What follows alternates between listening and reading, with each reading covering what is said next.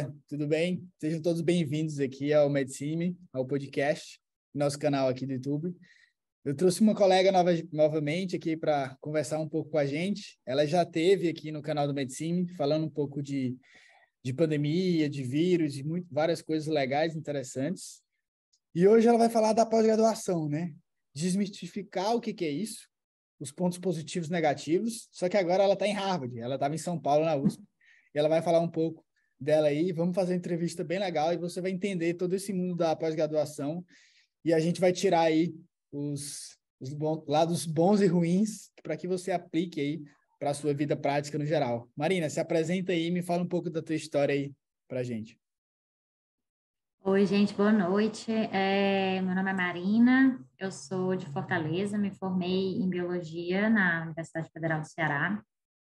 Durante a graduação, eu tive a oportunidade de participar de um intercâmbio, eu passei um ano fora no programa Ciências Sem Fronteiras, passei um ano na Inglaterra, na Universidade de Liverpool, onde eu tive meu primeiro contato com biologia molecular e realmente fiquei dentro de um laboratório por um tempo. E quando eu voltei, me formei e vim para São Paulo. Quer dizer, fui para São Paulo, que eu não estou mais lá, ainda tenho que me acostumar. Mas fui para São Paulo fazer meu mestrado e meu doutorado. Então, fiquei 8 anos em São Paulo no total, fazendo todo esse processo de formação. E no finalzinho do meu doutorado, quando eu já estava no processo de fazer a tese, eu apliquei para uma vaga de pós-doutorado aqui em Harvard. Estou agora em Boston, me mudei em novembro de 2022 e comecei a fazer a pesquisa de pós-doutorado aqui e vim falar aqui um pouquinho para vocês de como é toda essa formação para a gente chegar nesse ponto, todos os desafios. Cara, legal. E Marina, qual foi essa ideia que você pintou assim, né, de ir para Harvard? Então, assim, que ideia foi essa? Por que você pensou em ir para Harvard primeiro assim, né? Então, eu acho que parece que foi um caminho muito óbvio, muito rápido, como se eu estivesse planejando isso de uma maneira muito direta, mas não foi bem assim, porque acho que o tempo todo a gente está lidando com, sei lá, a nossa autocrítica. Eu nunca imaginei que eu fosse estar aqui onde eu estou agora. Eu sempre quis a carreira acadêmica, sempre falava em fazer doutorado, mas não tinha um foco específico de, tipo, eu quero fazer pós-doutorado em Harvard. Eu sabia que eu queria muito a parte de pesquisa em geral. Eu faço do começo. Então, mas para mim o que surgiu a oportunidade mesmo de vir para cá foi que a gente começou a ter uma colaboração, porque a gente tinha pesquisa muito similar entre o que eu fazia em São Paulo e um pesquisador aqui da Universidade de Harvard. E aí a gente foi criando esse vínculo, trocando experiências com a nossa linha de pesquisa. E quando abriu essa vaga aqui para o laboratório que eu estou agora, eles informaram para a gente justamente porque eles sabiam que no meu laboratório tinha pessoas que trabalhavam com coisas muito similares. Então, eu apliquei para a vaga, até apliquei bem atrasado, porque a vaga abriu no mês de abril. Eu fui saber da vaga só em junho. Mas, então, no pós-doutorado, as vagas, elas são muito direcionadas para um laboratório. O laboratório tem aquela vaga e o próprio chefe do laboratório, que a gente chama de PI, de Principal Investigator, ele que vai fazer todo o processo de seleção. E ele vai, enfim, filtrar os candidatos, fazer entrevista. Então, ele pode... Eu já conheci aqui colegas que eles, antes de entrarem no pós-doutorado, tiveram, assim, 3 a 4 entrevistas com o pesquisador principal colocou ele em contato com as outras pessoas do laboratório para poder também os alunos do laboratório, mesmo que não sejam doutores, fazerem também, entrevistar essa pessoa para entender todo o background dela. Então, no geral, o que é pedido para o pós-doutorado é para você enviar currículo, uma carta como se fosse uma carta de motivação, assim, que a gente teria similar de normal no Brasil. E então ele vai filtrar tudo isso e aí vai te chamar para entrevista ou não. Então, você tem que estar, assim, confiante Maria, no seu currículo, tudo mas isso. deixa eu te perguntar uma coisa. Se você não tivesse tido esse network antes, você acha que o network ajudou ou você acha que não fez tanta diferença assim? Não, ajudou com certeza bastante, porque eu acho que uma das coisas que falta muito hoje na rede científica em geral é a gente conseguir justamente saber dessas vagas que estão abertas. Isso já é um processo que eu acho que demanda da gente se preparar bastante, entendeu? Então, assim, tem vaga que é divulgada no Twitter. Então, você tem que estar seguindo as pessoas certas para você achar aquela vaga. Então, acaba que para mim foi fácil por isso. Eu poderia ter encontrado essa vaga sem esse link? Poderia. Eu teria que estar seguindo algumas redes sociais específicas, ficar olhando no site da universidade, que muitas vagas são publicadas no site do grupo de pesquisa. Então, você tem que entender, assim, dentro das suas, dos seus skills, né? Em quais cantos você vai se encaixar, em quais cantos você vai ter um currículo mais forte, né? Se eu fosse, por exemplo, eu trabalho com genética de bactérias, se eu fosse aplicar para um laboratório de virologia, que ainda está dentro da microbiologia, provavelmente eu não ia ter tanta técnica para isso, então eu ia talvez estar atrás numa vaga dessa. Então, tem muita coisa aí, eu acho que exige toda uma preparação. Hoje tem cantos que você consegue fazer consultoria desse tipo de processo, tanto para doutorado quanto para pós-doc, se vocês quiserem até, mando uns links depois para você colocar enfim, Legal. A aqui gente vai nesse botar os links vídeo. aqui, então, de consultoria aí para galera. Mas então que fica aí que a hard skills é extremamente importante, mas o network você também não pode deixar de lado. Não, com certeza, com Cara, certeza. o que que você acha, por exemplo, que é mais importante? Você fez uma carta lá, né? Você fez uma carta lá de recomendação. O que que você acha de dois pontos mais importantes que deve ter dentro dessa carta? Por exemplo, você acha que é bom você conhecer todos os trabalhos que o seu citar, por exemplo, esses trabalhos, dizer que você está ciente para o seu pesquisador ou não? O que que você acha mais importante de ter uma carta de recomendação lá para os americanos aí no geral? Eu acho que na carta você tem que tentar falar de você mesmo. Acho que é quando você está vendendo o seu peixe, né? Então, acho que na entrevista, na fase de entrevista, eu acho que é mais fácil de você tentar fazer umas perguntas que mostrem que você entende do que aquele laboratório está fazendo já, enfim. Mas eu acho que na carta dá para você tentar focar muito no seu currículo, nos seus objetivos. É uma coisa que estava até descrita na vaga, sabe? Assim, que ele queria que você mandasse uma carta com, tipo, enfim, sua motivação e quais são os seus objetivos. Então, assim, você tentar ter esse tipo de definição é muito bom já, é muito bom. Não que seja essencial, porque eu mesma vou falar, eu fui muito sincera quando eu estava conversando, que eu queria, eu acho que depois do doutorado, acho que a parte justamente que quando você está no doutorado, você tem que lidar com toda uma questão de escrever uma tese, você é considerado um aluno ainda. E o pós-doc você tem muito mais liberdade. Então, o que eu falei para o meu orientador foi, olha, o meu objetivo hoje é estar na bancada, estar com uma pipeta, estar fazendo experimento por mais tempo possível. Que essa é uma parte que eu gosto muito. Eu não quero. Eu sei que tem um momento da carreira que você vai ficar no computador, que você vai estar revisando pesquisa, que você sai da bancada. É uma progressão normal, acho que para muita carreira, né? Você sai do prático para ir para Você acaba virando uma. mais um líder ali, né, de gestão ali, de Isso, pessoas, do que um cara que está limão na massa. exatamente. Exatamente. Acho que isso acontece em muita carreira. E na ciência não é diferente. Então, o que eu falei para ele que o meu objetivo no momento era passar o máximo de tempo possível que eu pudesse na bancada. Então,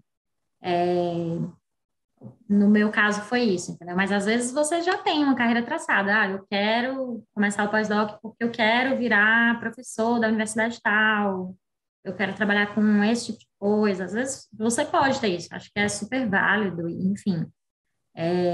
Mas acho que é isso. Na carta de motivação em si é vender seu peixe, tentar mostrar Você objetivos. e tipo falar o que você fez, né? Porque às vezes eu falo que na medicina, muita gente assim, acabei a faculdade, fiz uma residência. Tipo assim, e aí, o que você fez? Deu plantão a vida inteira? Tipo, trabalhou no Hospital X, o que você fez? Tipo, fez a consultória? Sim, O cara não vai considerar isso como um ponto positivo, né? Se você quer pesquisa, o cara vai querer ver que linha que você fez. E você saiu da faculdade e fez o quê? Então, o que você falou aí, vender seu peixe dessa forma. E, sim. Marina, cara, quando você está aí dentro, né, não tem muita diferença entre biólogo e médico no pós-doutorado aí, no doutorado, é todo mundo no mesmo barco? Como que você vê essa diferença aí? E a outra pergunta é, o que que eu tenho de ter no currículo para eu ir atrás, por exemplo, de um doutorado ou de um pós-doutorado numa faculdade boa americana no geral aí? Boa. Então, aqui tem, no meu grupo, principalmente, é mais o pessoal da biologia, mas eu tô, por exemplo, a universidade, ela te dá muitos recursos para você tentar melhorar o seu currículo. Um deles é, por exemplo, eu entrei agora num curso de Research English. Então, é uma aula de inglês em que todo mundo é pesquisador de várias instituições que estão no guarda-chuva de Harvard. Então, tem hospital, tem várias coisas.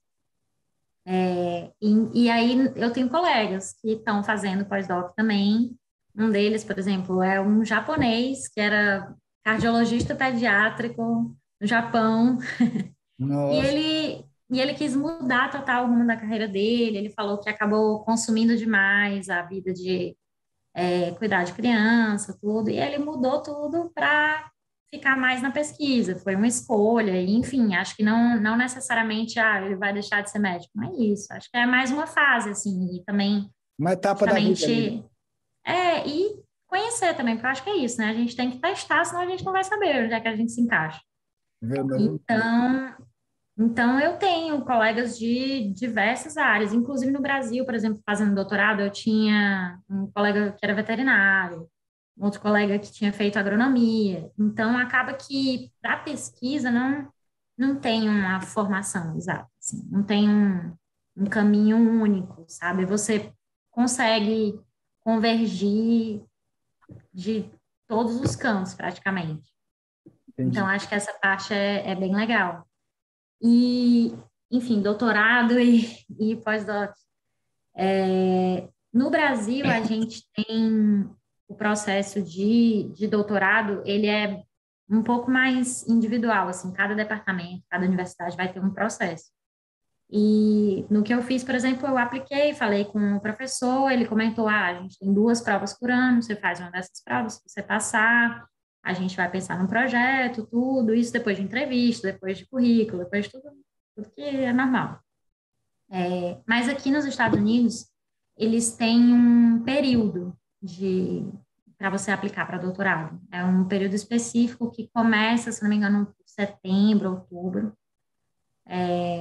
Então, é um negócio que vale a pena você ficar muito ligado. É um processo longo, inclusive, então, para todo mundo estar bem preparado nisso, porque, enfim, você aplica, depois eles vão revisar os currículos, eles vão te chamar para entrevista, enfim, é um processo longo e eu estou acompanhando agora porque tem colegas no laboratório que eu estou que elas são research assistant, então depois da graduação você pode ficar um tempo fazendo pesquisa, contratado, ganhando salário,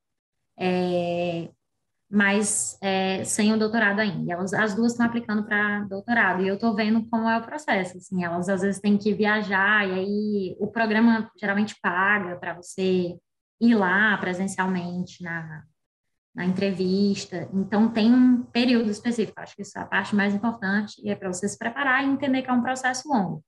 Para o pós-doutorado, eu acho que já é mais similar, assim, tanto no Brasil quanto nos Estados Unidos, porque realmente são no Brasil bolsa, que pode já o laboratório já ter essa bolsa disponível e aí ele abrir um processo, que é o que acontece aqui. Então, o PI, né, o Principal Investigator, seu chefe, ele vai ter uma verba, um grant, e ele vai poder fazer muitas coisas com aquela verba, tanto comprar material para o laboratório, enfim, Entendi. financiar a pesquisa, mas ele também pode usar parte daquela verba no seu pagamento. Então, por exemplo, ele sabe que ele tem um grant de 2 anos, 3 anos, e ele quer um pós-doutorando para aquilo. Ele vai reservar o salário anual daquele pós-doc.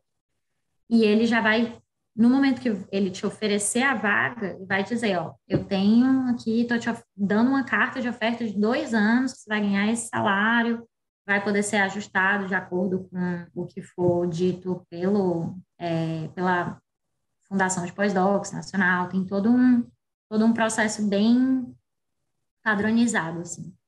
Então, é mais aberto, não tem um período específico. Essa é a principal diferença aqui, que eu acho que tem que ficar bem atento. Legal. E, Marina, o que é que você acha de 3 coisas que não pode faltar no currículo de quem está aplicando aí o doutorado nos Estados Unidos de forma geral, né? Não só para Harvard, mas de forma geral em si. 3 coisas que eu falava, cara, isso aqui não pode não ter. Olha, eu acho que, pensando na parte de pesquisa mesmo, o que eu vejo é, por exemplo, essas colegas que eu tenho que são Research Assistant, hoje estão aplicando para o doutorado, elas têm experiência na pesquisa já. Tipo, elas tocam uma pesquisa delas no laboratório. Então, eu acho que quanto mais experiência fora do Brasil ou em vários laboratórios no Brasil, quanto mais experiência com isso você tiver, melhor. Falar inglês, óbvio, tem que falar, mas eu acho que também é uma coisa que você também vai aprendendo muito aqui no dia a dia, até porque, honestamente, eu falo inglês, já tinha tido outra experiência fora, mas quando você chega num laboratório novo, tem muita coisa que tem um nome muito específico, assim, que você não vai aprender fazendo aula de inglês, aleatório, entendeu? Então, você tem que conseguir se comunicar e tem que estar paciente para aqui também aprender e também aproveitar essas oportunidades, que, por exemplo, vão ser várias, tipo, os programas aqui, em geral, eles têm muita oportunidade para você desenvolver seu currículo, em geral. Eu, essa semana, recebi a notificação de que vai ter, em abril, vai ter um curso de programação para área de biologia, para quem quiser fazer de graça, tudo pago pela universidade. Então, isso, acho que, tipo, você tem que tentar ao máximo já ter muita bagagem antes, tentar, óbvio, ter um currículo firme e que mostre que você está trabalhando para aquela área, mas, ao mesmo tempo, também entender que você vai aprender muita coisa aqui, mesmo no pós-doc, se Você você já acha que tem tiver um alguma doutorado. exigência assim de, por exemplo, eu tenho que publicar, sei lá, 2 revistas B2, B3? Você acha que isso é mandatório, assim, de tipo de publicação, por exemplo, ou não? Eu acho que não, até porque, enfim, a gente tem muito isso no Brasil. Eu acho que a gente tem muito mais essa ideia de que a gente precisa publicar em revista tal quando a gente está no Brasil. Aqui a gente nem classifica a revista dessa forma, né? Não é essa é uma classificação da CAPES. Quais do CAPES, né? É, aqui a gente vê fator de impacto, mas, cara, o pesquisador que estiver te conhecendo, ele vai, provavelmente, eu imagino que ele vai focar muito mais nas tuas skills, no que tu mostra que tu sabe no teu currículo, porque a gente entende como é o mundo acadêmico em geral, sabe? A gente sabe eu sei que quando eu estava no Brasil, uma revista muito boa ia pegar meu trabalho, por mais que ele tivesse bom, e se o pesquisador não tem nome, não tem coisa, não publica, cara. A gente sabe que existe todo é cansativo, um processo Network meio ali entre chato. aspas, né? Um amigo dono. Nossa, quantas vezes a gente pegava um artigo e via que os caras deixavam de fazer umas coisas assim muito óbvias que, tipo, com certeza iam pedir se fosse pra gente, mas não pediam porque era um nome muito foda de universidade tal que estava aplicando aquele artigo, sabe? Então, assim, acho que o, o seu chefe vai entender como é que é esse mundo, entendeu? Eles entendem mais, E, né? assim, na minha experiência mesmo, eu tinha publicado coisa no mestrado, mas eu não publiquei ainda no meu doutorado. Eu vim para cá sem publicação do doutorado. eu tinha, para defender meu doutorado, eu precisava ter a submissão de um artigo, mas não precisava estar pronto o artigo. E eu consegui a vaga muito antes de defender meu doutorado. Tipo assim, tinha que estar um pré-print. Não, mas não, nem precisa, não precisa, tipo, não precisou para mim. Eu acho que, tipo assim, no meu caso, os meus skills, eles fechavam tão bem com essa vaga, com o que esse laboratório fazia, que o cara, tipo, falou, não, imagina, tipo, eu entendo que publicação demora muito para sair, às vezes você já submeteu, mas ela não voltou ainda. Se você tem alguma publicação submetida, coloca também no seu currículo. Publicação submetida vale também para o processo, entendeu? Não, não vai valer para muita coisa, mas para o processo vale. Então, assim, vai variar muito quem está te contratando. Eu entendo que provavelmente vai ter gente que só contrata E muita depois de coisa ter. subjetiva também, né? Cara, eu li um texto É, legal de Harvard. Lembrando que a Harvard tem uma plataforma muito legal que chama edX, que tem vários cursos de graça. Eu até comecei um curso de programação aí de graça, super legal. E tem várias coisas, a gente vai colocar o link aqui embaixo. Mas, mano, interessante, eu achava que você precisaria ter, tipo assim, um currículo X, entendeu? Uma amostra. E a gente vê aí que não precisa, que às vezes é diferente do Brasil. Às vezes o Brasil é muito mais engessado e tem coisas com certeza. americanas mais subjetivas daí. A gente até falou sobre isso, sobre o delta, né? Que é tipo, cada pessoa tem o seu delta diferente aí, de todas as áreas da saúde, né? E a pergunta que não quer calar, mano, que eu acho que muita gente vai perguntar, com certeza, mas qual a média de um pesquisador de Harvard, de Harvard não, pesquisador americano em geral, né? Quanto que ele ganha por ano? Qual que é a média de um salário anual de um pesquisador americano, assim, né? De um doutorado ou um pós-doutorado? Cara, o pós-doutorado aqui tem uma Associação Nacional de Pós-docs, que é forte até, eu acredito. Então, tem todo um mínimo que precisa ser pago anual, por ano, tipo, que tem uma progressão anual. Então, daqui a um ano, obrigatoriamente, o meu salário tem que aumentar. E aí, se eu não me engano, o mínimo agora está 52 mil por ano, para pós-doc. Só que as instituições elas podem colocar um outro mínimo. Tipo, então se você está trabalhando num hospital de Harvard, por exemplo, esse hospital pode colocar um mínimo diferente, acima de 52, obviamente. Então, tem muito que é 60 mil por ano, enfim, esse é o primeiro ano, né? Então, no ano seguinte aumenta um pouco, enfim, é mais ou menos nessa média. Para doutorado é menos. Você tem que ficar de olho, assim, de fato. Tipo, eu acho que vai ser a mesma coisa que acontece no Brasil, que dependendo da cidade que você está, esse dinheiro vai valer mais ou vai valer menos, né? Tipo, A diferença é então, é um grande. negócio para ser, é um negócio importante para ser considerado. Mas dentro do nosso programa tem também, que a gente fala que tem os Research Fellow, o que eu falo aqui, a gente fala pós-doc, mas eu estou contratada como Research Fellowship. Tem também os Clinical Fellowship, que aí eu acho que também eu vou ser muito sincera que eu não sei dar tanta informação assim sobre como que é o processo, apesar da gente a gente está sendo assessorado, digamos assim, pelo mesmo setor, tem todo eu posso marcar a qualquer momento uma reunião com uma pessoa que vai me ajudar a fazer as cartas de motivação, ela vai me ajudar a fazer meu currículo, ela vai me ajudar a desenhar o que eu quero para o meu futuro. E isso está dentro do mesmo guarda-chuva dos clinical fellowships dos hospitais da universidade, da Harvard Medical School. E aí vou ser muito sincera que eu não sei exatamente quanto se tem um mínimo, se é o mesmo mínimo de quem está fazendo research fellowship, apesar de saber que, tipo, quem faz clinical com certeza consegue fazer o research fellowship também. Eu não posso fazer o clinical, né, especificamente, sou bióloga e tal, Entendi. mas é mais ou menos Eu isso. falo que a maioria dos médicos que eu conheço que fizeram research, todos fizeram research fellow. E aí tá igual todo mundo no mesmo barco. Eu lembro quando eu fui para uma faculdade chamada Stony Brook, o meu chefe lá pediu para eu fazer o research, deu application, tá, e veio a pandemia, acabei cancelando e desisti de fazer isso.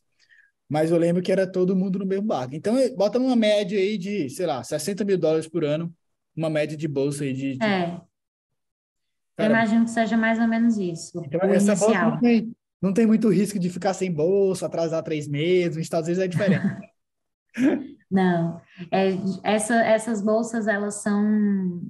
A pessoa já recebeu o grant. Então, tipo assim, o National Institute of Health é o maior, a maior fundação aqui de financiamento de pesquisa. Então, a minha bolsa hoje está associada a um grant que já foi dado de X anos. Então, mas de fato, assim, se o meu orientador ele não consegue um novo grant, ele pode simplesmente dizer, ah, era 2 anos e é 2 anos mesmo, eu não posso te dar uma renovação. Mas é muito difícil de acontecer se, enfim, você sabe quando a pessoa tem que aplicar muito antes. Por exemplo, agora eu tenho a minha carta de 2 anos de grant, mas o meu chefe já está falando, ó, quando você tiver esse resultado tal, me fala que a gente aplica para o novo grant, que é bom que a gente já sabe que você pode ficar aqui pelos 5 anos totais, que essa sua categoria de visto te deixa ficar, sabe? Eu posso até mudar de categoria e, enfim, pedir o green card, você pode fazer isso também no processo.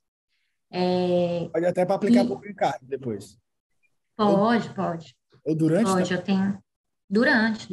Eu tenho colegas que estão aqui há um ano que já estão aplicando. Nossa. E uma outra questão que tem de pós-doc, que é bem legal, e eu acho que é uma coisa que a gente tem que aproveitar bastante até também. Tem as instituições que dão um financiamento para você. Então, eu, Marina, estou aqui dentro desse laboratório, tenho hoje o meu salário associado a um grant que o meu orientador recebeu, mas eu posso chegar para ele e falar, olha, eu quero aplicar para uma bolsa para mim. E aí, o que é que vai acontecer? Meu orientador vai ficar muito feliz, porque os 60 mil, digamos assim, que ele teria reservado para me pagar durante esse ano, ele não vai precisar mais pagar, ele pode usar isso para outra coisa, ele pode contratar outra pessoa. E aí eu vou receber, então, a bolsa de uma outra fundação. E tem muitas fundações muito legais e fundações que, tipo assim, são focadas para, por exemplo, assessorar pesquisadores da América do Sul, latinos. Tem umas bolsas voltadas para isso. E que são muito legais. Tem uma muito famosa, que eu já conheci gente que fez, o meu antigo chefe, é a Pew Fellowship. Cara, todo ano ele tem quase todo ano, não sei, teve pandemia e tudo, mas eles têm tipo um congresso da Pew, de todo mundo que recebeu o Pew Fellowship, é, sempre num lugar paradisíaco, que eles convidam gente, prêmio Nobel, para ir lá jantar com vocês. Você jantando com o cara do Prêmio Nobel, né? É, e é muito legal porque, mas você tem que ficar atento assim para o que você quer também, porque essas bolsas geralmente elas têm um extra, assim, que é, beleza, a gente está pagando sua bolsa agora, o seu salário agora, e se você voltar para o seu país de origem, a gente vai te dar uma verba no seu primeiro contrato que você tiver de pesquisa lá. Então, se eu voltar para o Brasil, passar num concurso for professora da Universidade X, eu vou ganhar uma verba boa dessa galera do PIO, por exemplo. Então, e tem várias, assim, tem muitas Uma instituições. Tem, por oportunidade de exemplo, network gigantesca, né?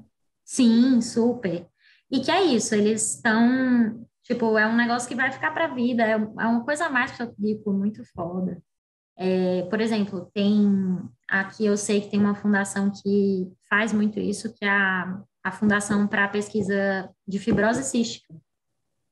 A Fundação de Fibrose Cística aqui é muito grande, tem muito apoio, muita doação, não sei de onde vem todo o dinheiro, mas eles fazem muito projeto e eles financiam muita pesquisa, inclusive umas que às vezes até nem precisa estar tão a ver assim com fibrose cística, sabe? Você estuda a tuberculose, tem ali um pouquinho a ver, vamos pegar aqui, nananã, dá Cara, também. ó, eu já vi também que a fundação até do Bill Gates também financia Harvard, várias Isso, fundações bizarras. Bom, Marina, eu acho que a gente vai encerrar aqui a parte um. Eu acho que a parte boa. 2 a gente vai falar sobre tecnologia, sobre projetos que podem fazer. Então, se você criar uma patente, criar alguma coisa, será que isso tem uma oportunidade dentro de Harvard? Como que é os investimentos e a grana disso aí? Como que é o dia a dia aí do Research Fellow dentro de Harvard e os principais toques aí? para a galera aplicar aí, para a gente ajudar outras pessoas aí. Cara, Marina, brigadão aí pelo bate-papo. Vamos guardar aí para o próximo encontro e falar com um pouco Maravilha, aí de Harvard de pesquisa aí. Mas valeu, Marina. Brigadão aí. Até a maravilha. próxima. Muito obrigada pelo convite. Até já.